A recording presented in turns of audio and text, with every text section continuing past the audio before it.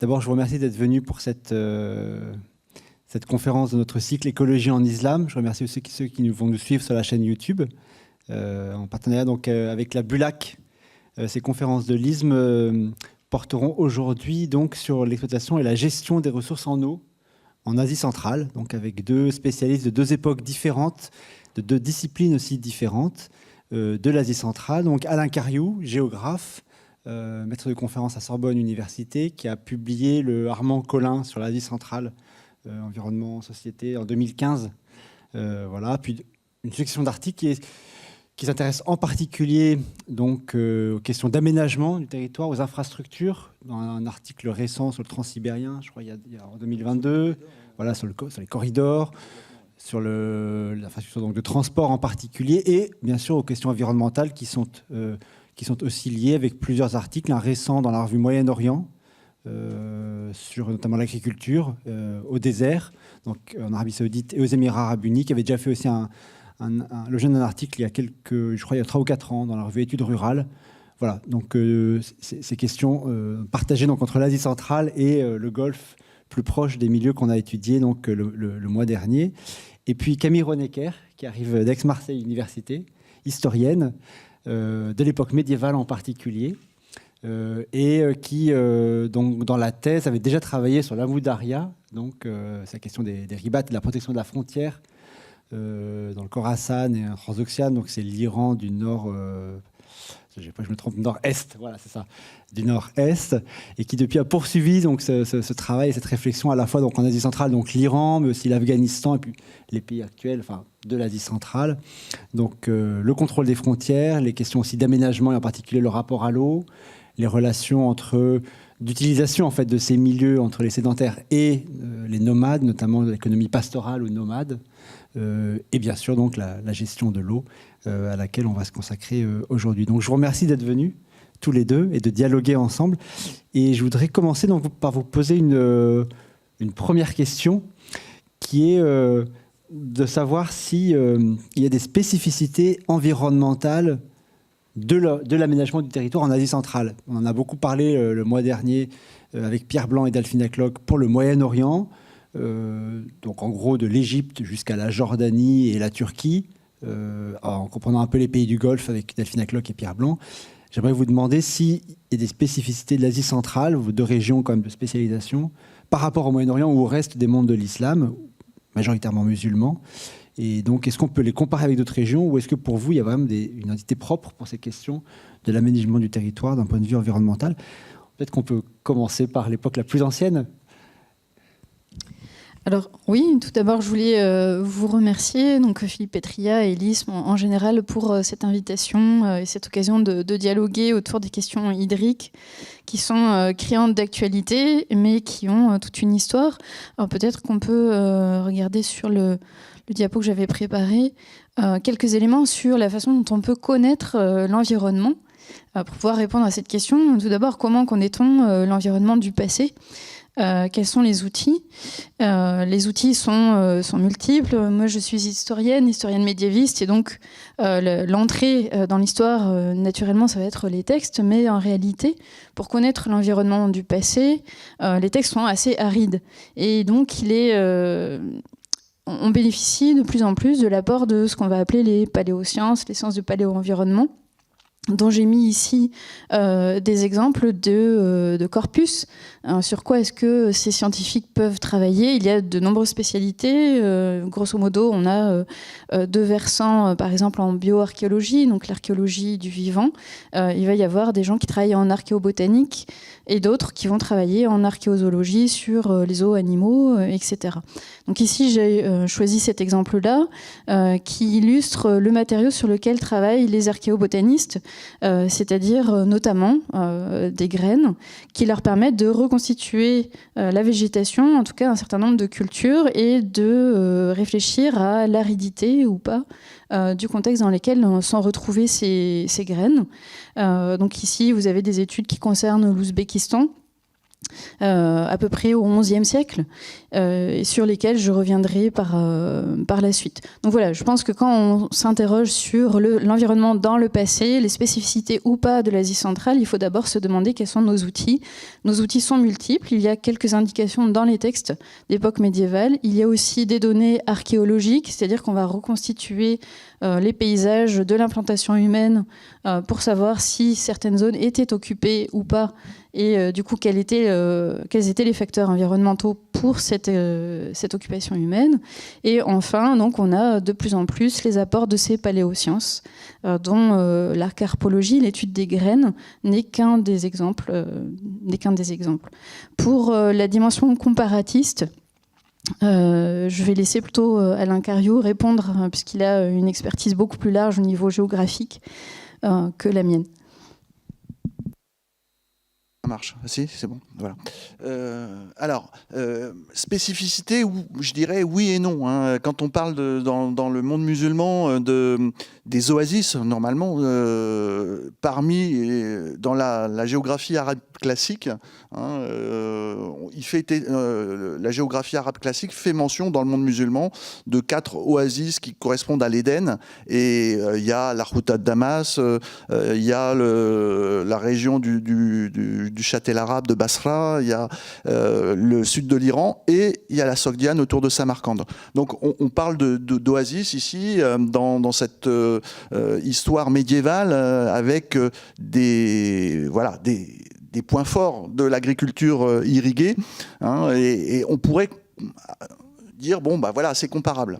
Effectivement, il y a un développement agricole qui est extrêmement riche, avec des cités oasiennes qui sont extrêmement riches, mais du point de vue environnemental, il y a une grande différence, et cette grande différence, elle tient en fait au fait que nous sommes dans des déserts qui sont des déserts qui ne sont pas tropicaux, c'est des déserts des latitudes moyennes, et quand on pense à oasis, dans l'imaginaire collectif, on pense aux palmiers. Et on est en Asie centrale dans des oasis sans palmiers.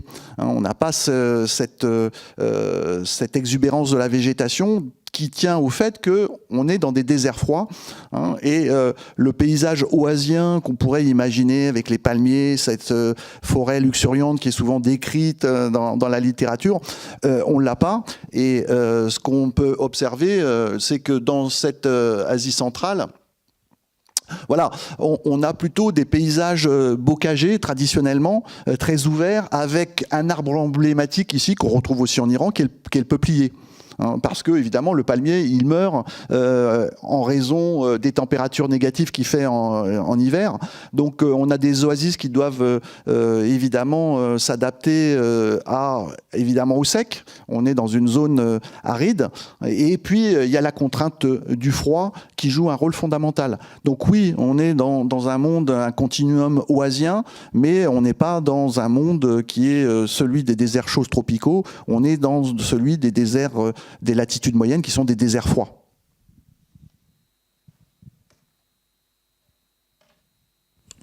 Alors peut-être que pour rentrer plus concrètement dans les spécificités environnementales de cette région et dans ces continuums avec le reste du Moyen-Orient, est-ce que vous pourriez nous donner un exemple sur lequel vous avez travaillé, je dirais, d'aménagement du territoire, de réponse aussi aux contraintes de l'environnement, donc à l'époque médiévale, pour commencer par vous, Camille Ronnecker, et puis ensuite Alain Cariou, parmi ceux que vous avez étudiés depuis quelques années en Asie centrale.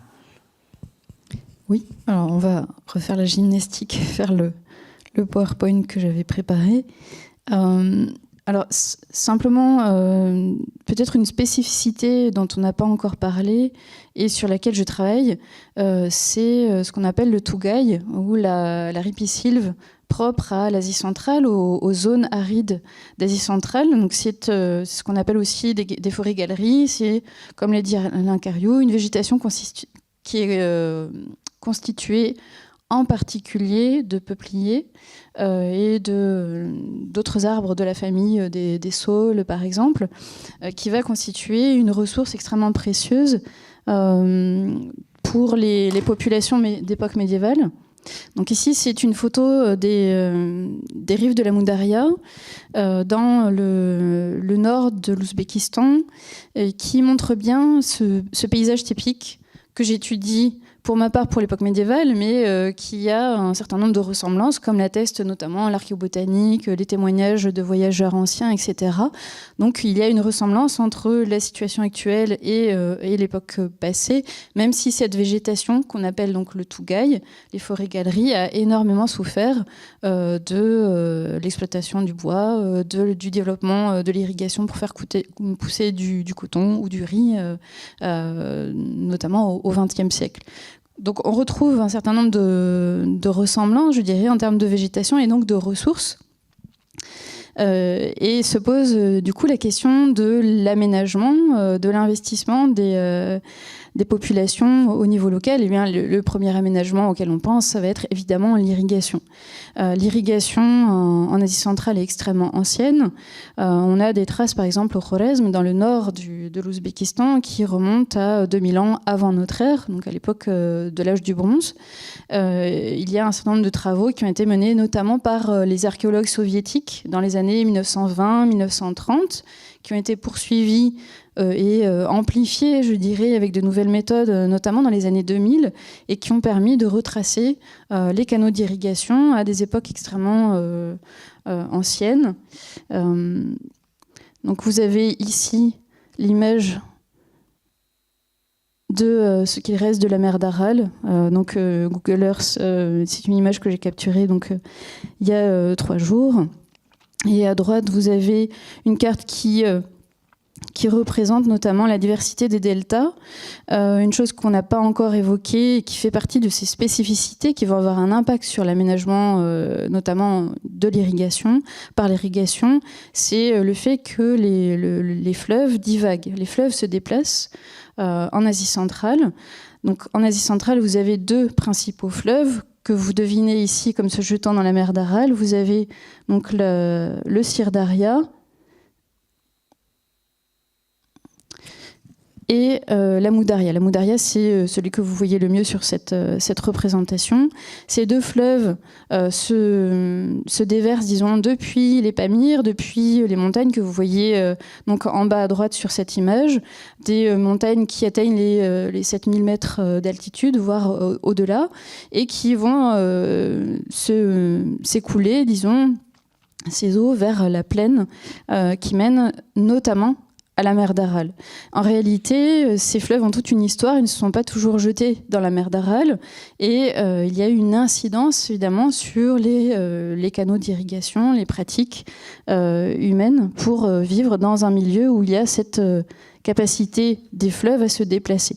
Et ce que vous voyez ici, c'est donc issu de cet article de Nicolas Borovka, c'est une représentation des lieux d'implantation humaine dans la très longue durée, donc avec les petits points que l'on devine. Donc en haut à gauche, vous avez les sites paléolithiques, et puis tout en bas à droite, ça va jusqu'à la fin de l'époque médiévale.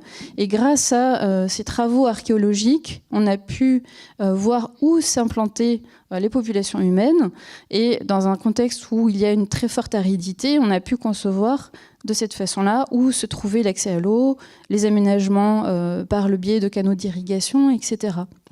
Donc voilà, la réponse évidente. Quelles sont les spécificités ? C'est un ensemble de systèmes d'irrigation qui sont extrêmement anciens et qui ont conditionné la présence humaine depuis des époques très anciennes, comme vous le voyez ici. Oui, bah, évidemment, je souscris à ce qui vient d'être dit, et je plains un petit peu les archéologues et les historiens, parce que toute cette civilisation hydraulique qui s'est développée dans la région, elle a été en grande partie détruite par les aménagements soviétiques. Justement, cette Asie centrale, souvent, elle est présentée comme relativement pauvre en eau, comme désertique, et paradoxalement, comme l'a dit Camille tout à l'heure, c'est une région qui dispose de ressources en eau relativement abondante. Et si on reprend un petit peu quelques photos, vous voyez, on vous a parlé tout à l'heure de cette Asie centrale qui fait partie, Alors, si je reviens ici, de la grande diagonale aride de l'ancien monde, qui part de l'Atlantique et qui va jusqu'au désert chinois. Donc, effectivement, c'est une région aride. On vous parle de désert, on vous parle d'aridité, de semi-aridité, mais paradoxalement, c'est une région qui est très riche en eau, du fait qu'il y a ces montagnes châteaux d'eau qui dépassent les 7000 mètres d'altitude et qui vont capitaliser la ressource en eau sous forme de neige, sous forme de glace, sous forme de permafrost, et qui vont donner naissance à des fleuves. On vous a parlé de la Moudaria, du Sirdaria, et ce sont des grands fleuves qui vont aller alimenter, nourrir les dépressions arides. Et ce n'est pas des petits fleuves. La Moudaria, c'est un fleuve qui a un débit à peu près comparable à celui du Nil. Je ne sais pas si vous imaginez. C'est 5 fois le débit de la Seine à Paris, pour vous donner une idée. Le Sirdaria, ça correspond un petit peu, en gros, en termes de débit, au débit de l'Euphrate. Donc on a des grands fleuves halogènes, et c'est cette combinaison à la fois de la chaleur estivale et de la ressource en eau qui a attiré bien évidemment les aménageurs de la période soviétique qui considéraient l'Asie centrale comme une région, le midi de l'Union soviétique, des terres chaudes, avec une abondance en eau, et ces ressources environnementales qui ont attiré les grands projets d'aménagement que vous connaissez certainement. Et alors la spécificité, c'est qu'on est dans une des régions les plus développées au monde en termes d'irrigation. Le bassin de l'Aral, c'est environ 10 millions d'hectares irrigués. On est dans un des plus gros foyers de l'agriculture irriguée au monde, après l'Indus. Et donc, il y a eu ces ressources en eau qui ont attiré, évidemment, tous ces grands aménagements que l'on a ici. Et on a la même chose aussi, on n'en a pas parlé, mais là, on parle de l'Asie centrale post-soviétique. On a la même chose dans la partie occidentale de la Chine, dans la région du Xinjiang, où aujourd'hui, les Chinois développent aussi énormément cette agriculture irriguée selon des principes qui sont ceux de la grande irrigation. Donc ici, je vous ai mis quelques éléments de la propagande où on vous montre évidemment ces transformations radicales de cet environnement par des grands projets d'irrigation. Donc c'est une révolution hydraulique qui est développée. C'est plus l'agriculture traditionnelle, évidemment, de la période médiévale. C'est une agriculture je dirais même mondialisée, parce que les soviétiques, ils ont été chercher de la technique dans la colonie britannique des Indes. Et puis ils ont fait venir des spécialistes américains aussi dans les années 20-30 pour développer l'irrigation dans ces déserts. Et ça vous donne des grands aménagements hydrauliques. Voilà, alors ça c'est l'agriculture traditionnelle. On parlait du Khorezm ici. J'ai une carte du 19e qui nous montre cette irrigation dans la région. Et puis, toute cette civilisation hydraulique, elle a disparu au profit de très grands aménagements. C'est de l'agriculture industrielle. Donc, vous voyez ici ces politiques d'aménagement. Et cette tradition, je dirais, de l'industrie cotonnière, même si elle diminue un petit peu toujours dans la région, mais l'Ouzbékistan est quand même le 8e exportateur mondial de coton aujourd'hui, et il continue à développer justement des grands canaux d'irrigation, comme vous pouvez le voir, comme du temps de la période soviétique. Donc il y a un héritage soviétique de la structure économique et des techniques d'irrigation qui se perpétue aujourd'hui, même si on améliore les techniques d'irrigation, ça reste quand même de l'irrigation à grande échelle conduite par des États qui ont toujours le rêve de transformer ces déserts. Est-ce que je peux vous demander de préciser ce que vous entendez par agriculture oasienne? Parce que vous l'avez déjà évoqué 2 fois, une première fois tout à l'heure, et maintenant pour dire que voilà, cette agriculture industrielle a mis fin à l'agriculture oasienne. Et après, je demandais du coup à Camille Ronnecker si c'est effectivement ce qu'elle voit à l'époque médiévale déjà. Alors, on pourrait discuter. En géographie, il n'y a pas de consensus sur la question. On vous parle. Moi, j'aurais tendance à utiliser, vous voyez, agriculture industrielle, grand périmètre irrigué, et je fais une rupture avec l'agriculture eurasienne. En fait, l'agriculture eurasienne, de mon point de vue, c'est un agrosystème, c'est-à-dire ici à la fois un agrosystème, un système agricole, mais c'est aussi un sociosystème avec une collectivité sociale qui va gérer ces réseaux d'irrigation à l'échelle des communautés locales. Tout ce modèle, je dirais, d'agriculture traditionnelle a été radicalement transformé par ces grands ouvrages hydrauliques, par cette mission hydraulique développée par les États. Donc il y a un transfert, évidemment, du pouvoir sur l'eau des communautés locales à une nationalisation de l'eau par l'État, qui en a fait une ressource nationale. Et de ce point de vue, les communautés d'irrigants ont été dépossédées de leurs ressources, de leurs traditions, de leur savoir-faire, et tout ça a été remplacé par un puissant ministère qui va gérer l'irrigation, qui va gérer l'agriculture, et on entre véritablement dans une agriculture de type industriel. Vous voyez, les paysages ont changé. Ici, c'est de l'open field, alors que traditionnellement, on avait du petit bocage avec ces haies de mûriers, ces haies de peupliers qui délimitaient des petites parcelles. Et puis évidemment, je ne vais peut-être pas le développer ici, les techniques agricoles et hydrauliques ont complètement changé. Oui, alors je voulais faire écho à ce qui a été décrit en parlant donc à nouveau de l'époque médiévale et commencer par la question des cultures qui sont pratiquées, donc qui ont donné lieu à ces paysages-là. Effectivement, on voit encore de nombreuses plantations de coton, des chanderies, etc. Ce qui est assez intéressant, c'est de remettre ça en perspective dans une plus longue durée. Et on sait, à la fois par les textes et les travaux des archéobotanistes, qu'il y a, dès l'époque médiévale au moins, des plantations de coton et la culture du riz en Asie centrale. Pour être parfaitement franc, je n'ai pas encore d'informations sur ce point à propos de l'Amoudaria, à proprement parler, si ce n'est pour le Khorezm. Donc le Khorezm, c'est la partie qui se trouve au sud de la mer d'Aral, qui forme un espèce de delta au sud de la mer d'Aral. Donc dans ces régions-là, on sait qu'à l'époque médiévale, il y avait un grand dynamisme au niveau agricole, que c'était un carrefour économique extrêmement important, qui a donné lieu d'ailleurs à une forme d'autonomie politique, sur laquelle on reviendra peut-être plus tard. Mais ce qu'on sait aussi, c'est qu'à l'époque, les zones extrêmement prospères au niveau agricole, au niveau économique, se trouvent en particulier dans les oasis de Boukhara et Samarcande, donc le long du Zerafshan. Le Zerafshan que vous pouvez deviner donc sur la carte de droite, dans le petit coin en bas à droite. Donc, il s'agit de cette rivière qui alimente les deux fameuses villes de Boukhara et Samarcande, entre autres, et puis d'autres petites localités. Et donc, ces oasis sont des pôles de consommation, puisque ce sont des sièges du pouvoir à l'époque médiévale. C'est là que se trouvent les émirs, les gouverneurs pour le monde islamique.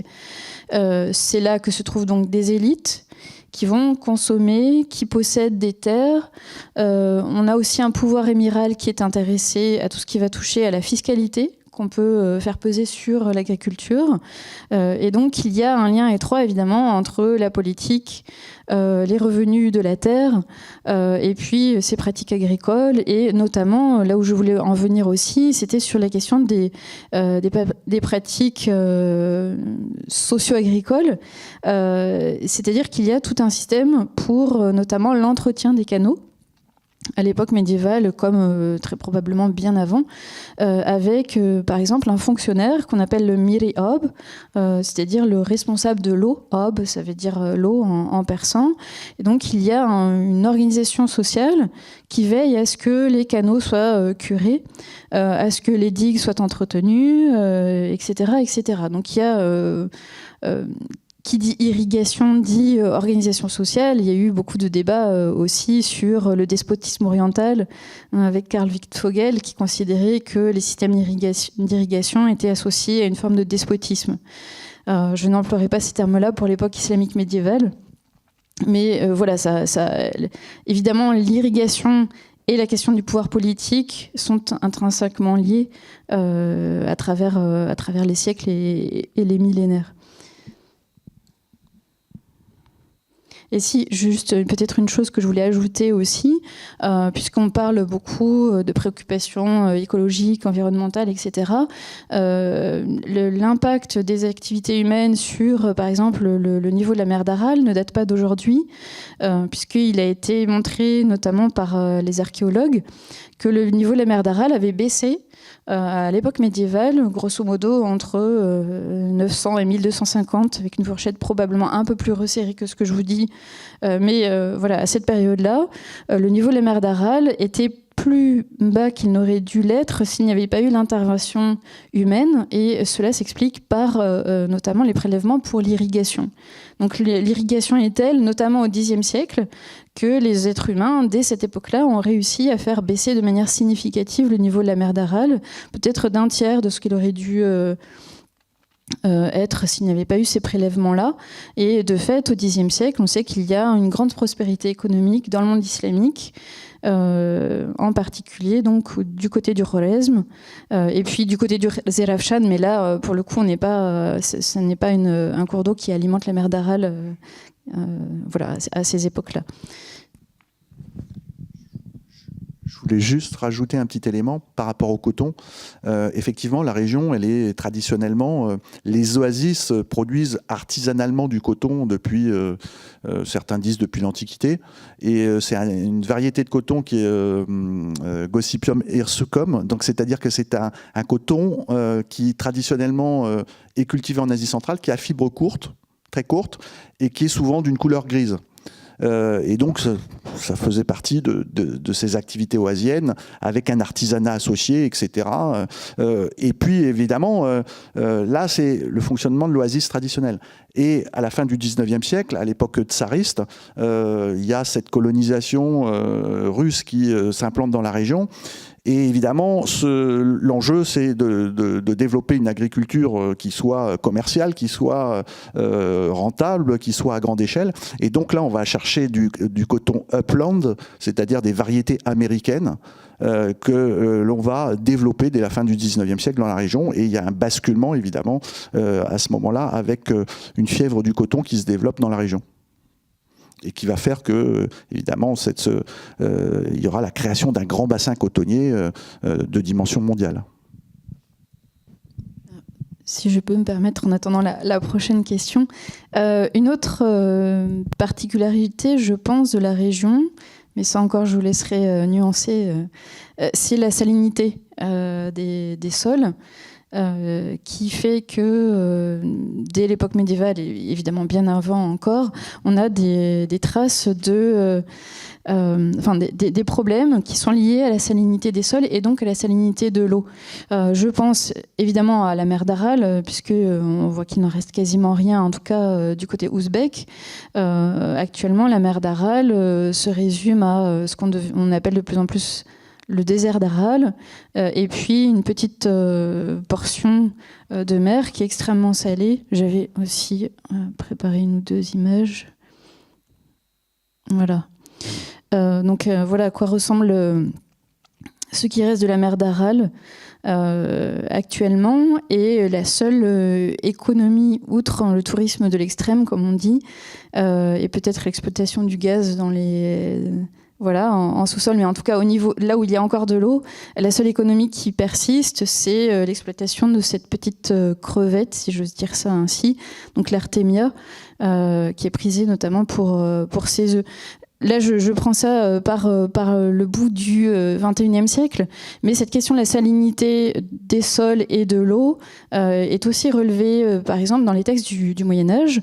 Au Xe siècle, on a des géographes arabes en particulier qui mentionnent la présence d'eau saumâtre dans tel ou tel puits. Alors, qu'il y ait un ou deux puits d'eau saumâtre, ce n'est pas gênant a priori, si ce n'est que, comme vous l'avez vu sur les cartes et comme vous le savez, on est au milieu du désert. Lorsqu'il s'agit de faire passer des caravanes de marchandises sur ce qu'on a appelé, par exemple, les routes de la soie, il faut bien évidemment pouvoir alimenter aussi bien les hommes que les animaux. Et donc les géographes arabes, au Xe siècle entre autres, s'attachent à décrire les trajets et font mention aussi de la présence de puits et vont jusqu'à préciser si l'eau est potable, entre guillemets, ou bien si on a affaire à de l'eau saumâtre, ce qui peut aussi, à mon avis, donner lieu à des abandons de certains trajets, etc., lorsque vous devez traverser le désert. Voilà, donc c'était simplement cet aspect-là sur lequel on n'avait pas encore, on s'était pas attardé, c'est la question de la salinité qui pousse d'ailleurs les agriculteurs à rincer les champs. Donc il y a, bon, en plus des pesticides actuellement, voilà, il y a aussi la question de la qualité de l'eau en Asie centrale qui se pose depuis extrêmement longtemps.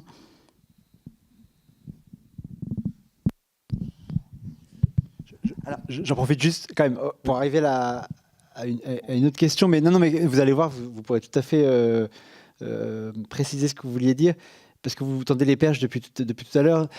Du coup, ces contraintes environnementales que vous avez évoquées, notamment la question de l'irrigation et de la qualité de l'eau, vous avez évoqué Wittfogel tout à l'heure, les routes de la soie.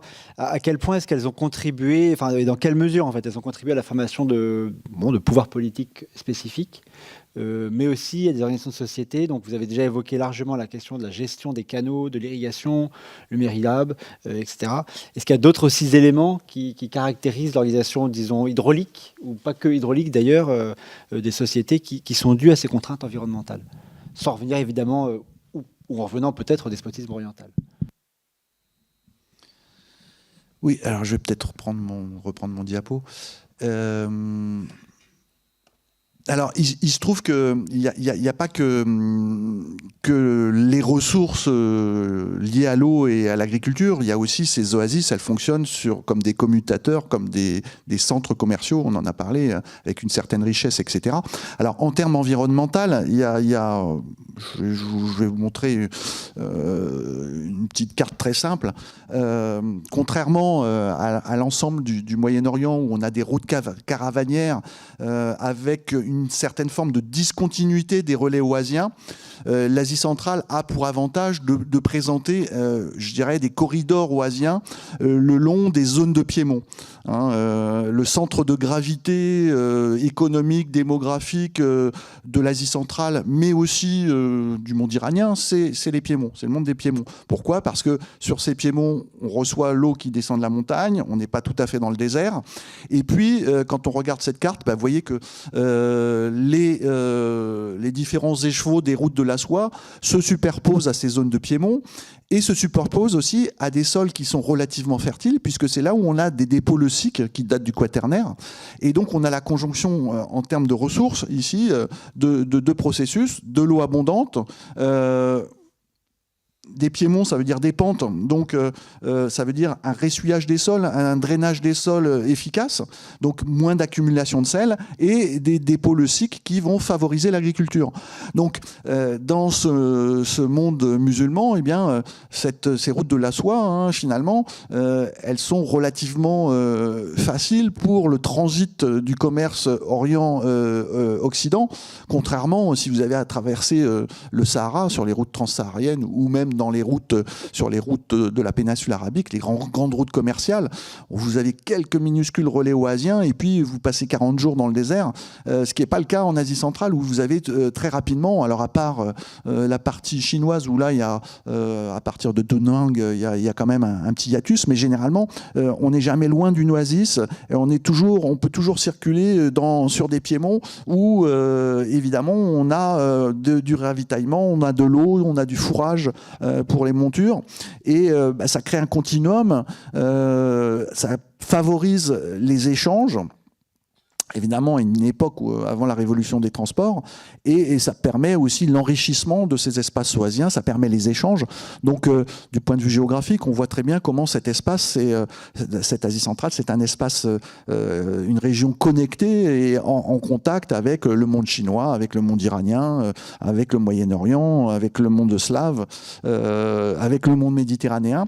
Et ça tient au fait, évidemment, à l'abondance de ces ressources en eau, cette agriculture relativement prospère due à ces ressources en lœss, et donc ces grandes routes commerciales qui ont axe majeur de l'ancien monde des échanges entre Orient et Occident.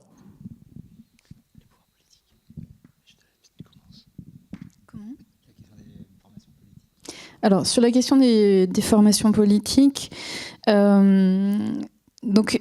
on est dans un contexte où l'implantation humaine est étroitement liée à l'accès à ces ressources en eau. On va par conséquent glisser vers la question sédentaire et nomade.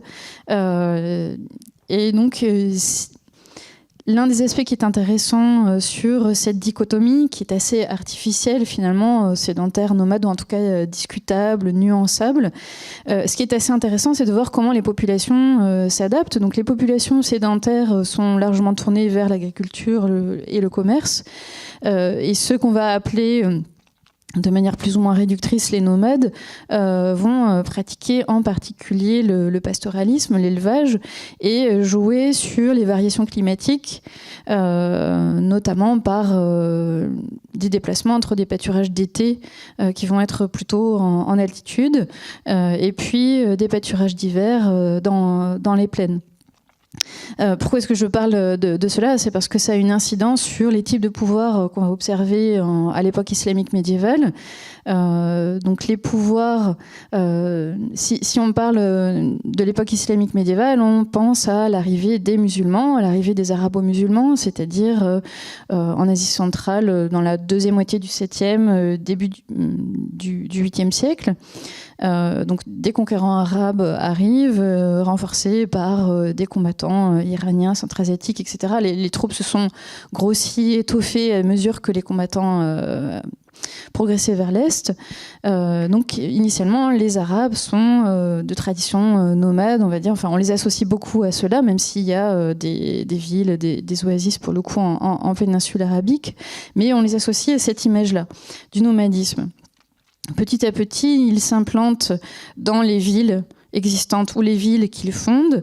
Donc c'est valable dans tous les territoires qu'ils ont parcourus, et également au Maghreb, mais je ne vais pas parler du Maghreb, et vont s'appuyer donc petit à petit sur des élites iraniennes, jusqu'à ce qu'il y ait un changement à partir de la fin du Xe siècle, où désormais ce sont des populations turques qui prennent le pouvoir.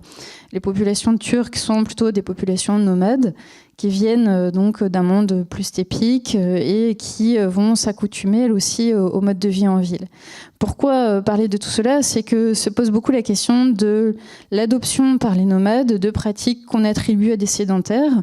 Alors on sait que les nomades, par exemple lorsqu'ils sont dans certains de leurs pâturages, vont pratiquer une petite agriculture, par exemple du millet. Le millet, c'est une céréale qui est extrêmement résistante, assez facile à faire pousser et qui permet de s'adapter à des contextes assez arides. Voilà, donc il y a des pratiques chez les nomades agricoles. On va cultiver certaines céréales. Et par ailleurs, les pouvoirs nomades, d'origine nomade, s'emparent aussi des pratiques d'irrigation. On a l'exemple des Kalachanides. Donc, les Kalachanides, c'est l'exemple que j'ai montré au tout début, qui est étudié du point de vue notamment de la carpologie, donc des graines laissées par les fruits, etc. Donc un pouvoir turc, musulman, qui règne en Asie centrale à partir de la toute fin du Xe siècle, et au XIe siècle en particulier. On sait que ce pouvoir-là s'est emparé des pratiques d'irrigation et a essayé de développer des canaux. Il a rénové des canaux, il a essayé d'en développer pour lutter contre les processus d'aridification qu'on observe précisément vers la fin du Xe et au XIe siècle. Donc ces pouvoirs quelles que soient leurs origines, sont confrontés au même défi, je dirais, qui est celui d'arriver à irriguer au niveau des oasis et des différentes localités qui constituent ces oasis. Ça, c'était un premier élément de réponse. Autre volet que je voulais évoquer en termes d'impact de l'environnement sur les pouvoirs politiques et l'implantation humaine, c'est aussi l'effet barrière de certaines étendues naturelles en Asie centrale. Donc il y a l'effet barrière des déserts qui isole la région du Khorezm, dont on a déjà parlé, donc au sud de la mer d'Aral. Et cet isolement, de fait, par la présence de vastes déserts qu'on appelle Karakoum et Kizilkoum, aide à l'autonomie des pouvoirs politiques, en l'occurrence ceux qu'on appelle les Khorezm Shahs, les dirigeants du Khorezm, qui vont rester au pouvoir. Il y a une dynastie qui reste au pouvoir de 300 de notre ère jusqu'à 1017. Donc avec quelques tentatives des autres pouvoirs musulmans pour les soumettre. Mais voilà, l'environnement peut aussi favoriser une forme d'autonomie chez certains. Autre effet barrière, c'est la présence des fleuves. La Moudaria, c'est un fleuve gigantesque qui fait 2500 km de long, qui fait plusieurs kilomètres de large, avec des fluctuations selon les périodes de crue, etc. Il peut faire au moins 5 km de large et beaucoup plus si on s'approche du delta. Et donc la Moudaria est souvent associée dans les textes d'histoire d'époque médiévale à une fonction frontalière, dans tous les sens du terme. Ça peut être entendu comme frontière symbolique entre, disons, le monde de l'islam et le monde des infidèles, surtout au moment de la conquête arabe. C'est une frontière aussi politique, c'est-à-dire qu'on va avoir des périodes, notamment au tout début du XIe siècle, où les pouvoirs turcs décident de choisir ce fleuve comme frontière pour délimiter leur territoire. Et puis, il y a des aspects beaucoup plus pratiques, notamment sur ces fameuses routes de la soie. Lorsque les caravanes franchissent le fleuve, il y a un effet de rupture de charge. Il faut faire passer les chameaux de l'autre côté de la rivière avec tout leur chargement. Et puis, on fait aussi payer des impôts, en général, lorsqu'on franchit des rivières. Donc voilà, la dimension frontalière peut se décliner d'énormément de façons, et cela a un impact sur l'organisation politique, sur la façon dont les dirigeants vont contrôler les territoires, contrôler les gens qui se déplacent, qu'ils soient marchands, espions, militaires, etc. Donc pas de despotisme oriental. Non, je ne parlerai pas de despotisme oriental. Je n'ai pas forcément énormément de choses à ajouter par rapport à ce que j'ai dit tout à l'heure sur le fait qu'il y a une structuration au niveau fiscal, au niveau de l'entretien des canaux, mais voilà, le terme despotisme me gêne évidemment. Merci. Alors moi, je ne suis pas historien, mais je vais poser mon regard de géographe. Alors si je peux, je vais reprendre tout simplement une carte. Voilà. Moi, quand les historiens me parlent de la période de l'âge du bronze jusqu'au 19e siècle, là, ici, je vous ai mis une carte des Khanats des Émirats en fait au 19e siècle, et à chaque fois on nous dit bon voilà, il y a l'émirat de Rifa, il y a l'émirat de Boukhara, il y a l'émirat de Kokand, et on pourrait dire de Kashgar côté chinois.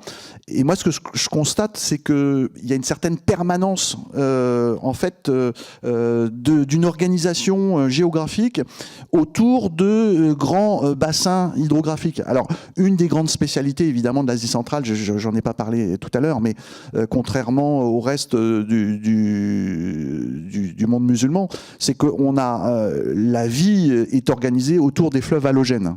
Alors évidemment, il y a bien des fleuves halogènes, il y a bien le Nil, il y a bien le Tigre et l'Euphrate, mais généralement, dans toute cette diagonale aride des déserts tropicaux, l'art de l'irrigation, c'est aller chercher les eaux cachées, c'est-à-dire les eaux souterraines. En Asie centrale, même s'il y a beaucoup d'eau souterraine, on ne va pas aller les chercher parce qu'on a assez d'eau en surface. Donc ça a structuré les organisations politiques, et moi j'y vois une certaine permanence autour de trois grandes organisations centrées à l'échelle des principaux bassins hydrographiques. autour de ces fleuves halogènes. Alors moi, je vois plutôt les fleuves comme quelque chose qui réunit plutôt que quelque chose qui sépare, de mon point de vue. Mais après, bon, on peut en discuter. Mais ce que je vois, c'est qu'il y a une permanence. On a parlé du Khorezm. Il y a une irrigation à l'âge du bronze dans ce delta de la Moudaria.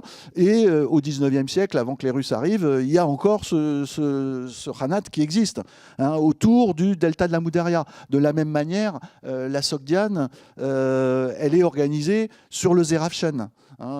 Autour de Boukhara et Samarcande, ça crée une unité politique. Il y a une unité politique autour du Khanat de Kokand dans la vallée du Fergana. Donc il y a cette unité ici politique structurée autour d'un monde sédentaire, et à chaque fois il y a une capitale qui est sur un cours d'eau, et puis il y a ce monde sédentaire qui est en interaction avec des espaces interstitiels qui sont les espaces nomades, qui sont intégrés complètement, comme on l'a dit tout à l'heure, il n'y a pas de frontières, ne serait-ce que même parfois dans l'agriculture. Et une des spécialités des nomades d'Asie centrale, c'est aussi la culture des melons et des pastèques. Ça, c'est original d'ailleurs. Je n'ai pas vu ça ailleurs. Donc, pour moi, il y a une certaine continuité autour de ce que j'ai appelé 3 noyaux, alors pour l'Asie centrale post-soviétique, hydro-historique, où on voit une permanence des lieux, du peuplement, de l'organisation politique autour de ces grands organismes que sont ces fleuves halogènes. Si je reviens à la semaine, il y a un mois, donc Pierre Blanc justement faisait cette remarque de l'organisation politique qui souvent recoupe les bassins hydrographiques avec le problème que pose le découpage des frontières au XXe siècle, qui rompt quand même l'unité des bassins hydrographiques, notamment autour du bassin du Tigre, de l'Euphrate, du Nil aussi, et qui donc conduit à des conflits d'usage de l'eau, pas des conflits hydriques à proprement parler, mais des conflits d'usage de l'eau. En Asie centrale, est-ce que ce découpage des frontières, qui rompt aussi l'unité des bassins hydrographiques d'une certaine manière, n'a pas entraîné de nouvelles formations politiques aussi? Alors, effectivement, si vous regardez bien, par exemple, la région du Fergana, qui est une région très sensible, qui était intégrée dans l'émirat ou le Khanat de Kokand, c'était tout le fond de la vallée qui avait une unité, et associé au Piémont et aux nomades qui vivaient autour. Donc, il y avait une intégrité politique qui respectait l'ensemble des différents biomes de la région et qui créait une unité aussi hydrologique et hydrographique. À partir du moment où les soviétiques viennent et posent un découpage très complexe sur la région, et la vallée du Fergana, c'est bien son problème, elle est dépecée entre le Kirghizistan, le Tadjikistan et l'Ouzbékistan avec des frontières contournées, ça rompt cet ensemble qui vivait autour de ces ressources en eau, où il y avait des ressources en eau qui étaient, je dirais, partagées en commun. Et à partir du moment où vous créez des frontières et que les États deviennent indépendants avec un nationalisme ombrageux, ça crée des problèmes. Évidemment, les parties amont de la ressource en eau, le fond de la vallée du Fergana, pour l'essentiel, est occupé par l'Ouzbékistan, qui ne contrôle pas les ressources en eau qui sont en amont, qui sont au Kirghizistan ou au Tadjikistan. Donc évidemment, là, on va vers des conflits, enfin des tensions. Je préfère parler de tensions que de conflits ici pour la gestion de la ressource. Si je peux, je vais me remettre aussi sur mon PowerPoint. Sur la question des conflits, alors juste, oui, pour le rôle des rivières comme liant, je suis aussi de cet avis-là, c'est-à-dire qu'il y a vraiment les deux aspects, à la fois espace de circulation et frontières de manière plus ou moins épisodique. Là, je parle uniquement de l'époque médiévale, mais bon, le rôle frontalier des fleuves pour l'époque contemporaine est tout aussi pertinent. Donc, il y a un aspect que je n'ai pas du tout évoqué, qui est la navigation. La Moudaria, par exemple, est navigable. Une bonne partie des canaux du delta du Khorezm sont navigables aussi à l'époque médiévale. Donc il y a de toute façon ce rôle aussi d'espace de circulation entouré de désert. Toute la question étant de savoir quelles sont les conditions qui vont pousser à préférer la navigation plutôt que longer les routes, emprunter les routes qui longent parfois le fleuve de manière plus ou moins proche. Bon, ça c'était pour la question du liant entre guillemets. Sur la question de la conflictualité, alors je voulais évoquer un sujet qui oppose les historiens sur les facteurs climatiques et leur rôle dans les invasions, dans les conquêtes, etc. Donc il y a des débats sur différents épisodes. L'exemple que j'ai choisi de traiter, c'est celui du déplacement des Turcs mené par les Turcs seldjoukides, donc un déplacement de population qui se fait essentiellement au XIe siècle. Donc des Turcs seldjoukides qui viennent d'Asie centrale et qui vont, comme vous le savez peut-être, envahir ou soumettre l'Iran, l'Irak, aller renverser le calife à Bagdad, etc. En tout cas, le soumettre plutôt que le renverser, lui imposer leur tutelle en 1055. L'un des débats, c'est celui des facteurs. Pourquoi est-ce que tout à coup, les Seldjoukides et tous les peuplades turkmènes qui les ont accompagnés se sont-ils mis à se déplacer aussi loin de leur terre? Donc il y a des discussions entre, je dirais, trois pôles, trois positions. Je vous ai mis ici les références. Donc vous voyez en haut Richard Bolliett qui écrit un ouvrage en 2009 où il explique que ces déplacements de population seraient liés au climat, à des facteurs climatiques, dans un contexte où il y aurait eu un refroidissement des températures qui n'aurait pas été compatible avec les pratiques socio-économiques des Turcs qui étaient censés être de grands éleveurs de chameaux dromadaires, de camélidés. Donc il explique ainsi ces déplacements de population, un changement climatique provoquant un dérèglement des pratiques socio-économiques à travers l'élevage et poussant donc les Turcs à aller vers l'ouest trouver des terrains plus favorables à leurs pratiques.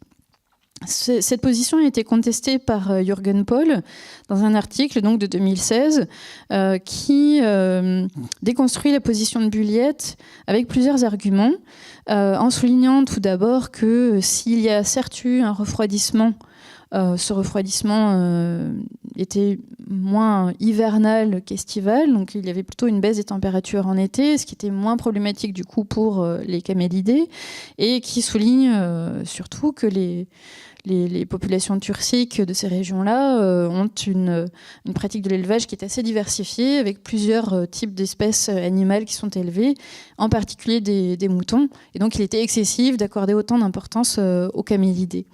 Et puis, donc, celui qui essaie de les réconcilier, c'est Joshua Frankel, dans la dernière référence que j'ai mise ici. J'ai ajouté aussi l'article de Deborah Tor parce qu'elle considère que si la région du Khorasan, donc dans l'Iran nord-oriental, l'Afghanistan actuel, a connu une éclipse, ce serait la conséquence de dévastation par les Turkmènes. Donc là, c'est une approche un peu différente de l'impact de ces populations-là sur l'environnement et non pas une source environnementale expliquant leur déplacement. Donc je trouvais que c'était un exemple intéressant de ces débats. Il y a d'autres débats aussi sur les déplacements des Mongols, par exemple, avec toujours en arrière-fond la question cruciale de l'accès au pâturage. Si les nomades se déplacent, eh bien, c'est notamment pour continuer à avoir accès au pâturage, pouvoir faire paître leurs animaux, assurer leur subsistance, etc. Et ce qui est assez intéressant aussi par rapport à ces questions-là, c'est, alors là on va revenir un peu à la question des oasis, c'est une étude qui a été menée dans l'oasis d'Otrar, donc on est dans le bassin du Sir Daria, et c'est une étude qui a montré qu'il y avait eu un abandon de la région d'Otrar et de ses canalisations en lien avec l'aridification. Donc là on fait un peu un retour en arrière. Et donc vous voyez sur cette carte que la question que se sont posées notamment les auteurs était celle de l'impact des destructions mongoles. Est-ce que l'abandon de la région d'Otrar est dû aux Mongols aux dévastations des Mongols, qu'on accuse de beaucoup de maux, ou bien est-ce qu'il n'y a pas en fait un processus plus ancien? Et la réponse est là. Ce que montrent les auteurs de cet article, c'est que l'oasis a souffert du processus d'aridification qui a lieu vers la fin du Xe et au XIe siècle. Les canaux ont été progressivement abandonnés, la population a dû abandonner des terres et donc quitter cette région-là. Et c'est un processus qui a commencé, a priori, d'après les auteurs, 200 ans avant l'arrivée des Mongols. Donc les Mongols arrivent là en 1219, ils attaquent, ils détruisent en bonne partie la ville en 1219, mais en réalité, la zone était déjà dans un processus d'abandon pour des raisons climatiques, en l'occurrence, depuis longtemps. J'ai bien compris qu'il n'y avait pas de conflits environnementaux, en tout cas à l'époque médiévale. Est-ce qu'aujourd'hui, disons à l'époque contemporaine, pour un géographe, on peut parler de conflits environnementaux pour la question de l'eau, encore une fois, ou pour une autre contrainte, une autre rareté, par exemple la chaleur, ou vous avez dit que c'était des régions sèches, des régions arides? Oui, alors la question de la rareté, c'est quelque chose qui me questionne un petit peu, parce que souvent, justement, on voit l'Asie centrale comme une région pauvre en eau. Et si je reviens sur mon diaporama, je vais vous montrer quelques comparaisons récentes. On constate que la région centra-asiatique, c'est la région où on consomme le plus d'eau par habitant au monde, hein, devant l'Amérique du Nord.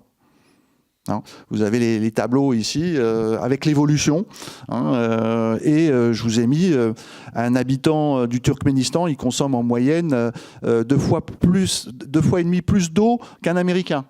D'accord, et un Ouzbékistanais, il prélève 2 fois plus d'eau qu'un Égyptien.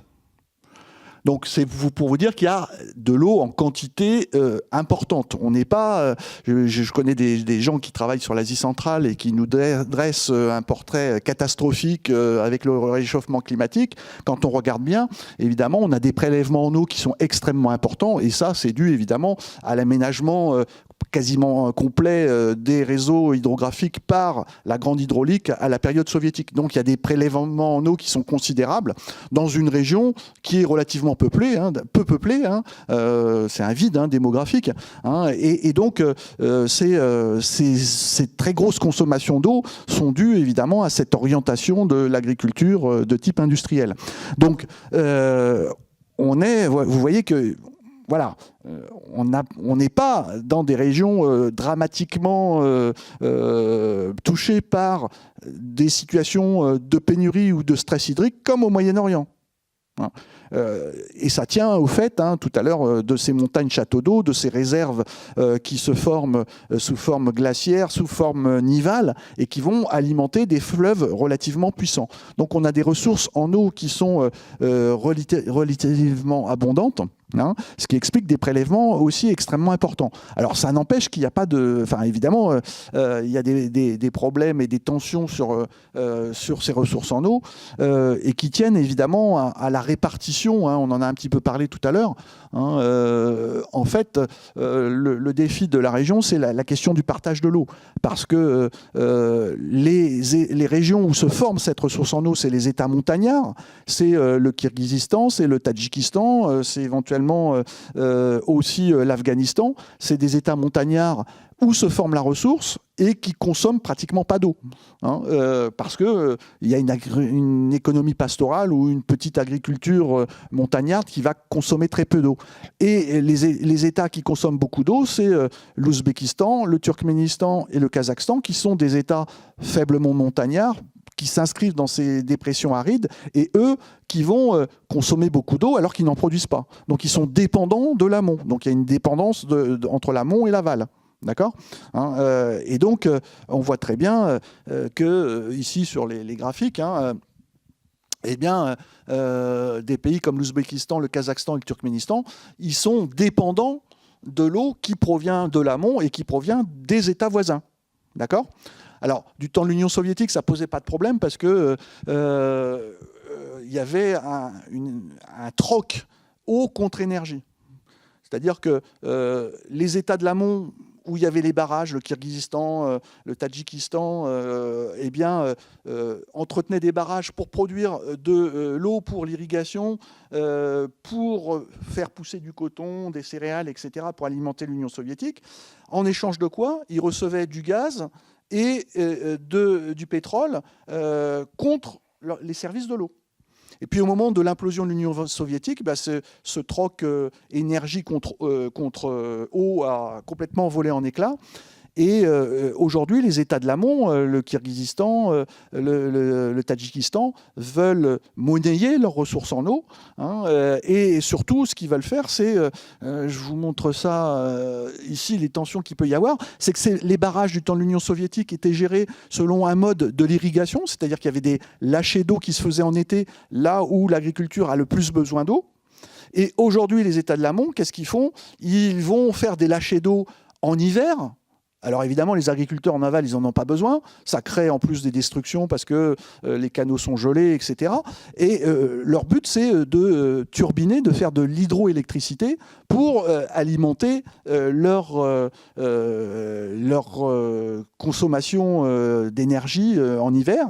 Et surtout, ils se voient de plus en plus comme des exportateurs d'électricité en direction du marché du sous-continent indien, le Pakistan et l'Inde. Il y a beaucoup aujourd'hui de projets qui cherchent à valoriser cette ressource en eau, à la marchandiser comme un bien marchand. Et le Kirghizistan et le Tadjikistan, vous savez, ils ont des programmes de développement de barrages hydroélectriques. Et évidemment, ça va à l'encontre des pays de l'aval qui, eux, dépendent de ces ressources en eau, de cette économie agricole ou de cette économie industrielle. Ils ont besoin d'eau, puisque eux, ils n'ont pas de ressources internes. Donc ça crée évidemment des tensions extrêmement fortes. Si je peux ajouter aussi... à propos de l'incidence vers l'aval, on peut penser notamment toujours au Khwarezm, Karakalpakstan à l'heure actuelle, qui voit ses ressources en eau diminuer. C'est-à-dire que petit à petit, il y a de moins en moins d'eau qui arrive en bout de course, à l'aval du fleuve. D'ailleurs, la Moudaria ne rejoint plus la mer d'Aral. Il se perd dans les déserts au préalable. Pourtant, donc on est dans un endroit où il y a une oasis extrêmement ancienne. On a vu que ça remontait au moins à l'âge du bronze, et puis il y avait une présence néolithique auparavant, etc. Le problème est aussi que là se trouvent des villes assez importantes, toute proportion gardée. Je pense notamment à Noukous, donc la ville actuelle de Noukous, qui est dépendante évidemment pour sa survie de l'approvisionnement en eau. Et cet approvisionnement a baissé avec la construction de canaux gigantesques à l'époque soviétique. On voyait tout à l'heure celui qui approvisionne le Turkménistan. Et puis depuis 2 ans et demi, il y a un nouveau canal qui est creusé, cette fois-ci du côté de l'Afghanistan. Moi, pour avoir été au Khwarezm, voir la Moudaria à des saisons, à des saisons différentes et à 2 années d'intervalle, j'ai vu aussi quelle pouvait être l'incidence de ces variations en termes de ressources, de fluctuation du niveau de l'eau, avec un témoin qui me disait que la semaine d'avant, il y avait beaucoup plus d'eau que ce qu'il pouvait observer le jour J. Et donc ça pose aussi des problèmes au niveau de l'érosion, au niveau des berges, au niveau de la fiabilité des ressources. Peut-être un point aussi qui peut expliquer la différence finalement entre la Moudaria et des rivières comme le Zarafshan. On n'a pas le même poids en termes d'oasis qui auraient été des sièges de pouvoir politique en dehors du Khwarezm. Si on regarde vers l'amont, il n'y a pas de pendant à Boukhara, à Samarcande sur la Moudaria. L'une des raisons qui peuvent expliquer cela, en dehors du fait qu'il y a la proximité immédiate du désert, c'est aussi l'instabilité des berges de la Moudaria, le fait que c'est un fleuve qui divague, qui se déplace beaucoup. J'avais préparé une image aussi pour illustrer cela. Là, on voit à quel point les bords sont mis en culture avec tout ce parcellaire agricole, et cette structure en tresse du fleuve.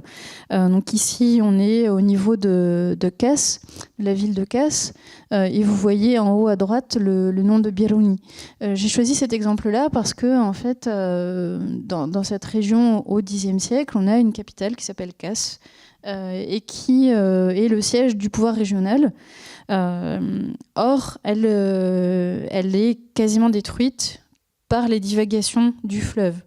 Et donc, petit à petit, les populations essaient de déplacer les édifices les plus importants, la mosquée, le palais, etc. Mais finalement, c'est une ville qui n'a pas réussi, en tout cas à cette époque-là, à résister à la puissance du fleuve. Et c'est probablement aussi l'une des raisons qui a contribué au fait que cette capitale régionale a été éclipsée par une concurrente, une autre capitale régionale du Khorezm. Donc voilà, ces fleuves sont extrêmement puissants. Là, je parle de l'époque médiévale. Ils ont perdu en puissance avec tous les prélèvements qu'on a déjà évoqués. Mais ce sont des fleuves qui peuvent se déplacer, qui peuvent changer de débouché, changer de mer. On l'a dit au tout début, aller se déplacer, se jeter dans la Caspienne plutôt que la mer d'Aral, etc. Et ça a aussi une incidence, disons, sur les paysages, y compris les paysages politiques. Donc il y a une spécificité de certains fleuves, enfin des fleuves par rapport à d'autres cours d'eau qui seraient un peu moins turbulents, un peu moins impétueux. Je vous propose qu'on garde le temps qui nous reste pour répondre à quelques questions, si vous en avez.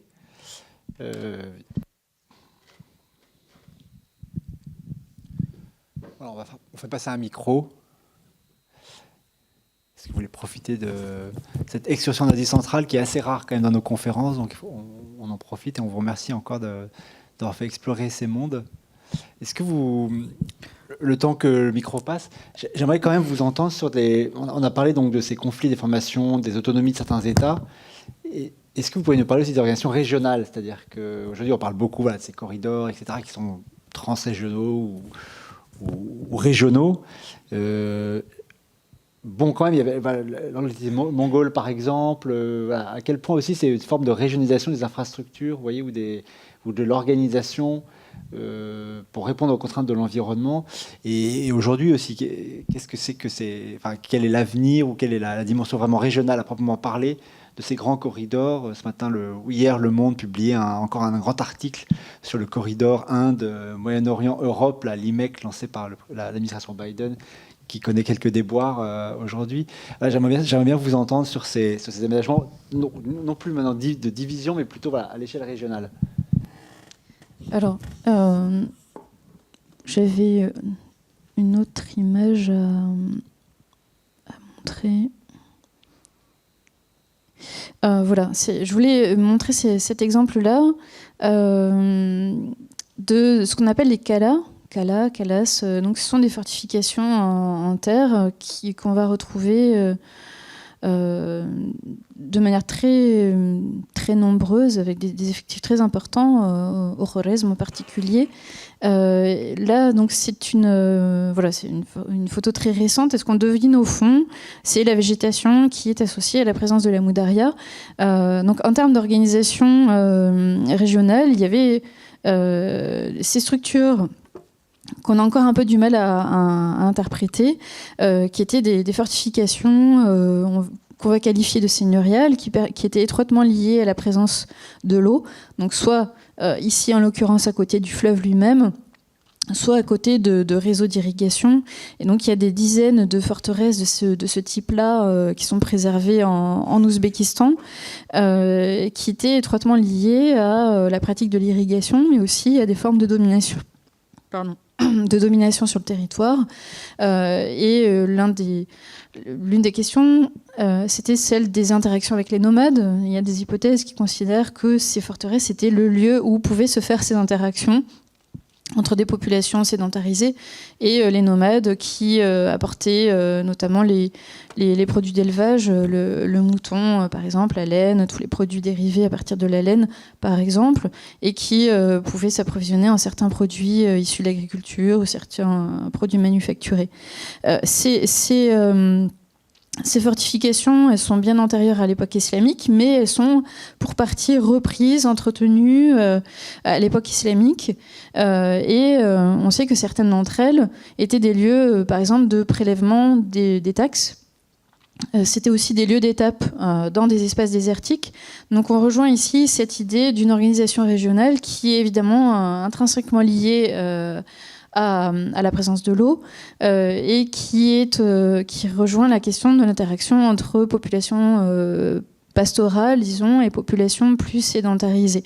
Donc ce sont des questions qui sont encore assez méconnues, même s'il y a eu des travaux des archéologues soviétiques avec l'expédition du Khwarezm depuis les années 1930 essentiellement.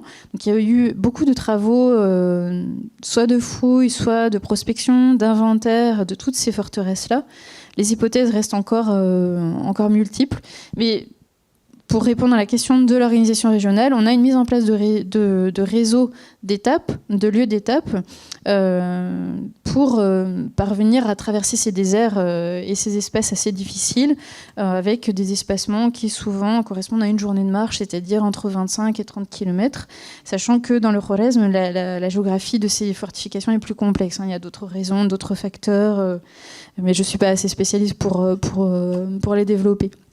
Donc voilà qui participe des modalités de contrôle sur des territoires dont l'environnement est extrêmement difficile et assez peu évident a priori pour un pouvoir distant installé dans une oasis du Zerafshan.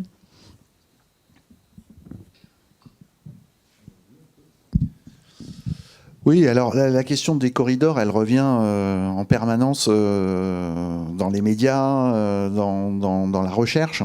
Il se trouve que une des caractéristiques de l'Asie centrale, c'est que on est au cœur de l'Eurasie, le continent le plus massif. Donc on est vraiment dans l'hypercontinentalité. On est loin de toute mer. Et quand on sait qu'aujourd'hui le commerce mondial se fait par voie maritime à 90% des marchandises sont transportées par voie maritime, eh bien ça vous montre à quel point l'Asie centrale est forcément handicapée par rapport à ces échanges mondiaux. Et ce qui explique en partie, évidemment, le déclin de l'Asie centrale à partir du moment où on met en route, à partir du XVIe siècle, des grandes routes maritimes qui vont finalement faire décliner ces grandes routes commerciales transcontinentales. Donc, depuis la fin de l'Union soviétique, on vous parle des nouvelles routes de la soie, de ces initiatives qui cherchent à développer, et souvent on met en avant le rôle de l'intégration régionale, mais ce qu'il faut bien comprendre, c'est que les acteurs qui aménagent ces grands corridors et qui les financent, c'est pas les pays centra-asiatiques, hein, c'est la Chine, de l'autre côté c'est les grandes firmes multinationales, et l'enjeu c'est souvent de faire transiter des marchandises le plus rapidement possible entre Orient et Occident, hein, on se bat dans un concours de vitesse pour aller plus vite, pour que ça soit plus rentable et pour essayer de concurrencer le trafic maritime, mais en fait l'Asie centrale elle est traversée par des corridors, mais en géographie c'est ce qu'on appelle l'effet tunnel, c'est-à-dire que qu'est-ce que ça occasionne comme retombée économique? Pas grand-chose, parce que l'objectif c'est de transporter un container de la Chine jusqu'à Lille ou jusqu'à Rotterdam, et le plus rapidement possible. Et finalement, les pays centra-asiatiques sont des pays qui sont traversés, mais qui, par ces trafics, par ces flux, mais qui n'en voient pas forcément les bénéfices, hein. L'enjeu, c'est évidemment de connecter les acteurs. Les marchés de consommation, ils sont où? Ils sont en Occident et en Orient, ils ne sont pas en Asie centrale. On est dans un creux démographique, dans un vide démographique où il n'y a pas beaucoup de marchés, des pays qui sont pas en voie de développement, qui sont certes émergents, mais pour les firmes transnationales, l'Asie centrale est surtout pas un marché. Alors, c'est un marché en termes d'approvisionnement en matières premières, surtout pour la Chine, hein, mais ces questions de corridors, pour l'instant, ils sont un petit peu pas en déclin, mais leur développement ne va pas aussi vite que la littérature ou ce qu'on pourrait espérer. D'autant plus que, évidemment, l'environnement stratégique, il est très tendu. Hein.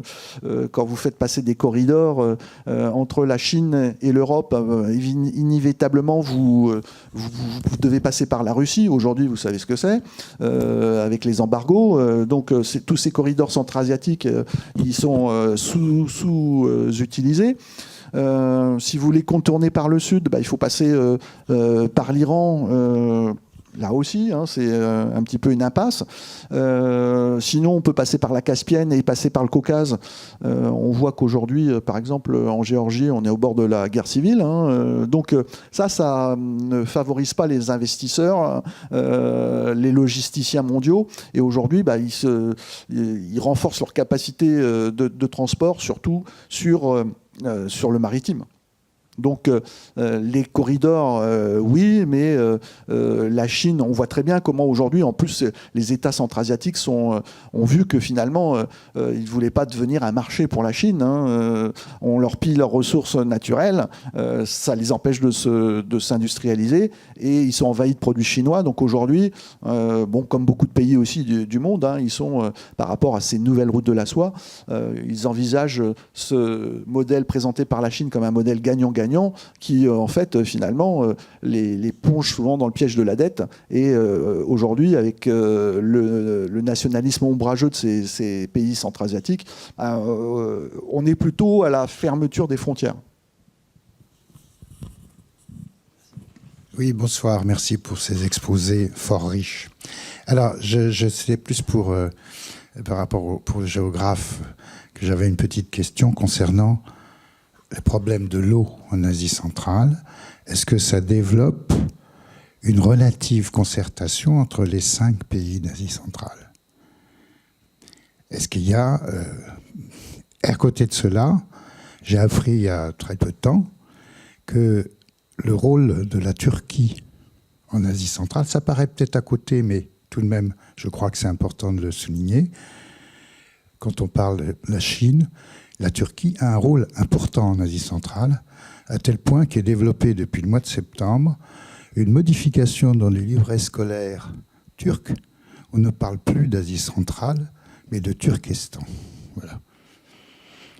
Est-ce que ça répond? Est-ce que c'est... J'ai une interrogation, je profite d'avoir Cario pour lui poser la question. Merci. Oui, alors... vous voyez, je vous ai parlé des différends entre les pays de l'amont et les pays de l'aval. On vous a parlé des guerres de l'eau, etc. De l'intervention éventuellement de l'armée de l'Ouzbékistan qui viendrait intervenir au Tadjikistan pour régler les problèmes des barrages, etc. Et finalement, aujourd'hui, il y a une coopération qui se fait à l'échelle du bassin versant de la Moudaria. En ce qui concerne les données, les informations, tout simplement, une coopération qui est de type scientifique et qui est une information de type hydrologique, c'est-à-dire on donne les informations sur le remplissage des barrages, sur les stations hydrologiques, les volumes, les débits, etc. Donc il y a cette coopération qui est faite à l'échelle du bassin versant de tous les États. Hein, mis à part l'Afghanistan, parce que voilà, l'Afghanistan il fait partie du bassin versant de la Moudaria, mais étant donné sa situation, évidemment, on ne lui a pas demandé son avis, et il a toujours été mis à l'écart de tout le processus de discussion et éventuellement du partage de l'eau. Même si aujourd'hui il réclame sa part, hein, on n'en a pas parlé, mais ils sont en train de construire un grand canal qui va détourner de l'eau en grande quantité de la Moudaria. Mais bon, donc on était au bord de l'implosion, selon les médias, guerre de l'eau, etc. Et puis finalement, la situation s'est apaisée et les pays comme l'Ouzbékistan, surtout aujourd'hui, va du point de vue diplomatique, va apaiser les tensions avec ses voisins tadjiks et kirghizes. Hein, et il y a un effort de concertation, même si ce n'est pas l'entente cordiale telle qu'on pourrait la concevoir. L'État l'Ouzbékistan va aujourd'hui payer des investissements pour la gestion des barrages en amont, parce qu'évidemment, il y a le coût de la gestion de l'eau qui se fait. Donc la situation, elle est plutôt pacifiée, je dirais, en ce qui concerne aujourd'hui la gestion de l'eau. Il y a un consensus, on était au bord des tensions très fortes, et aujourd'hui, il y a un consensus qui se fait. On constate que quand il s'agit de la ressource en eau, on trouve toujours des solutions. Donc il y a des solutions qui sont scientifiques sur les données, les échanges d'informations. Il n'y a pas encore une gestion intégrée du bassin versant telle qu'on peut la concevoir dans certains, avec la mise en place d'une architecture de coopération, mais on discute. Donc c'est déjà quelque chose d'important.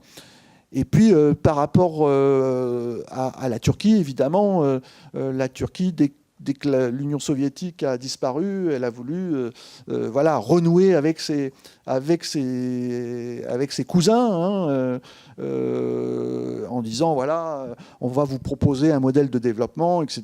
Ils sont arrivés un petit peu en pays conquis. Et évidemment, les représentants de ces républiques qui avaient vécu dans l'isolement le plus total ne voulaient pas retomber sous la férule d'une nouvelle domination, que ce soit culturelle, parce que les Turcs, au départ, ils proposaient des programmes culturels, des programmes aussi économiques de développement. Évidemment, la Turquie est présente dans le commerce de façon conséquente dans la région. Et justement, par rapport à ces corridors, quand vous êtes en Ouzbékistan, vous voyez les camions turcs qui arrivent. Mais ça reste encore, je dirais, du bricolage, parce que vous venez de Turquie, vous traversez la Géorgie, l'Azerbaïdjan, vous prenez un ferry sur la Caspienne, vous arrivez soit au Turkménistan, soit au Kazakhstan. Donc il y a beaucoup de ruptures de charge, ça coûte très cher, c'est très compliqué, et on est loin d'avoir une fluidité des échanges économiques dans la région. J'aurais bien aimé un petit rebondissement sur les routes de la soie, et notamment cette question des ruptures de charge qui existaient en fait déjà à l'époque médiévale. C'était déjà un problème, j'imagine. Oui, alors on vient de parler de Vavilov, ça me fait penser, donc qui a beaucoup travaillé sur la botanique, et ça me fait penser à l'apport de la production savante, mais aussi, je réponds à rebours, de tous les témoignages des voyageurs du 19e siècle en particulier, qui ont décrit la région avant les bouleversements soviétiques, et qui nous renseignent sur les modalités de déplacement avant la révolution des transports en particulier, avant tous les aménagements qui sont beaucoup dus aux soviétiques, mais avant ça à l'Empire, à la Russie tsariste, en termes d'aménagement du territoire, construction des chemins de fer, etc. etc. Comment faisait-on pour se déplacer dans ce contexte-là, dont on a vu l'aridité, les obstacles physiques, orographiques, etc. Ça rejoint donc la question des fameuses routes de la soie. Donc les routes de la soie qu'on associe à l'époque des Han, la dynastie chinoise, donc qui a régné grosso modo de 200 avant notre ère à 202 notre ère. Et donc c'est à ce moment-là que les routes de la soie auraient été structurées pour des raisons économiques, militaires, d'alliance avec des puissances voisines, mais qui reprenaient en fait des trajets qui étaient déjà pratiqués auparavant. Voilà, donc simplement pour remettre cette expression de route de la soie dans un contexte un peu plus large, on est dans un espace eurasiatique qui est parcouru depuis des millénaires par les populations à des fins diverses et notamment de commerce. À l'époque islamique médiévale, donc pour cette époque-là, on emploie par facilité, je dirais, toujours cette expression de route de la soie, même si en réalité la soie ne vient plus de Chine. À l'époque islamique médiévale, on produit de la soie notamment en Asie centrale, grâce à la plantation de ces fameux mûriers dont on alimente les vers à soie. Mais voilà, par commodité, les historiens actuels parle très souvent de route de la soie. Concrètement, comment se faisaient les échanges, mais s'il ne s'agissait plus nécessairement de soie, mais plutôt de cotonnade, de certains fruits. On raconte que les melons centra-asiatiques étaient très prisés et étaient envoyés jusqu'à Bagdad parce qu'ils étaient adorés par le calife, etc. Eh bien, on empruntait les axes de circulation qui étaient ponctués par des relais caravaniers, plus ou moins dotés, je dirais, plus ou moins équipés. Donc parfois on avait des structures qu'on appelait des ribats ou des caravansérails, donc des structures en dur, fortifiées, qui permettaient de s'abriter des brigands, de s'abriter des aléas météorologiques, etc. D'autres fois on avait simplement un puits, ou une citerne, etc. Et se pose la question du franchissement, notamment des rivières, puisqu'on a parlé de la question de la rupture de charge. À l'époque médiévale, des lieux de franchissement sont identifiés. Donc au Khorezm, c'est plus facile entre guillemets dans le sens où les eaux sont moins profondes. Donc on n'a pas de détails sur ces gués-là dans les sources, par exemple, du Xe siècle. En revanche, on a une liste des 25 points en amont du Khorezm qui permettaient de franchir la Moudaria. Donc il y a un certain nombre d'endroits où on pouvait passer à gué selon les saisons. Lorsqu'il fait extrêmement froid, on peut passer sur la glace. On a des descriptions de caravanes qui passent avec des animaux, des mules extrêmement chargées et qui arrivent à passer sans que la glace ne se rompe. Donc il y a des moments où il n'y a pas forcément de rupture de charge parce que l'eau est glacée. Il est plus facile finalement de traverser en hiver, même si c'est a priori la saison qui est moins favorable pour se déplacer. Ce qu'on n'a pas rappelé, c'était les températures. On est dans une région où les températures sont extrêmes, peuvent aller grosso modo de moins 40 à plus 40 et bien au-delà dans les espaces désertiques. Donc en hiver, il faut quand même une certaine motivation pour se déplacer. Et donc l'autre façon de traverser, ça va être de traverser par le biais d'embarcations. Je reviens à ce que je disais au début de ma réponse, c'est-à-dire qu'on a donc les témoignages des voyageurs du XIXe siècle qui permettent de largement compenser les silences des sources médiévales, qui sont très arides, qui disent extrêmement peu de choses dans les textes. Ces voyageurs du XIXe siècle décrivent leur périple et donc souvent ils accompagnent des caravanes pour explorer, espionner. On est dans le contexte du grand jeu au XIXe siècle, l'opposition notamment entre Russes et Anglais pour le contrôle de ces régions-là. Donc il y a énormément de soupçons, d'espionnage, enfin bref. Donc des voyageurs ont beaucoup décrit leurs explorations dans la région et ils décrivent notamment l'arrivée à la Moudaria. Donc si on vient de l'ouest, on a traversé le désert donc du Karakoum pendant plusieurs journées avec juste quelques pluies. Et puis arrive la Moudaria avec le Tougaï, donc cette forêt galerie qui apporte de l'ombre, qui apporte du bois comme combustible, un certain nombre d'espèces animales comme gibier. Et à ce moment-là, on sait que le passage de la caravane de l'autre côté du fleuve pouvait durer des jours, voire des semaines.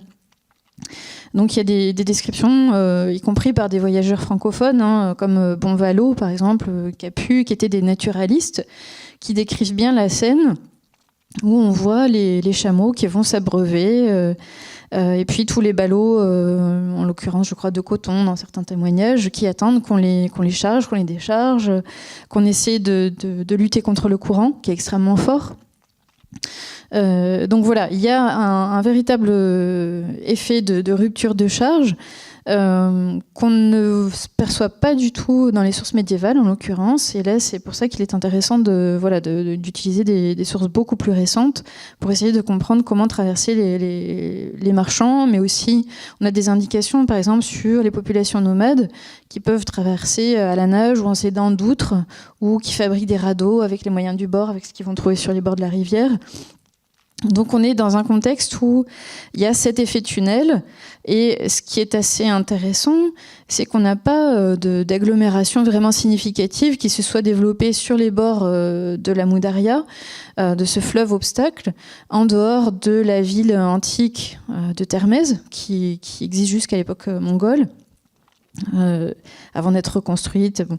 Et puis donc de capitale régionale au Khorezm. Mais finalement, on a vraiment cet effet de tunnel d'un fleuve qui traverse le désert, qui est parcouru de manière transversale par les axes des routes de la soie et qui est pourtant un axe extrêmement important pour relier notamment le Khorezm au Mont Slave. Et le Mont Slave, c'est de là où les steppes turques, c'est un monde dont on fait venir les fourrures. Les fourrures sont extrêmement prisées, notamment par les élites du monde islamique médiéval, pour résister notamment à l'hiver. Ça fait partie des objets, des biens qui sont objets de convoitise à l'époque médiévale et à d'autres périodes, bien évidemment. Bon, je vous propose qu'on s'arrête là, parce qu'on a largement dépassé le temps qui nous était imparti. Merci encore à la Bulac de nous donner ces petites 10 minutes supplémentaires pour vos 2 réponses. Nous nous retrouvons le 18 mars.